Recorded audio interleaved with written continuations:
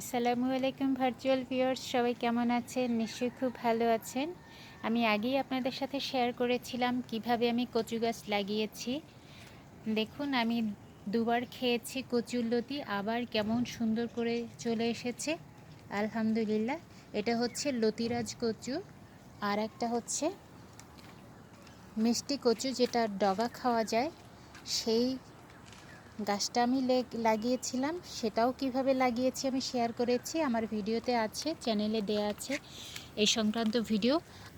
দেখুন কি সুন্দর লতি চলে এসেছে, আমি কিভাবে লাগিয়েছি, আর এটার ভেতর থেকে কি চমৎকার লতি বেরিয়েছে। এই যে একদম সে বেরোতে পারছে না ঠিক মতো, এটাই চলে এসেছে, আলহামদুলিল্লাহ। সত্যি চেষ্টা করলে সবই সম্ভব, বাট ধৈর্য থাকতে হবে, আল্লাহ সুবহানাহু ওয়া তাআলার প্রতি আস্থা থাকতে হবে। Thank you.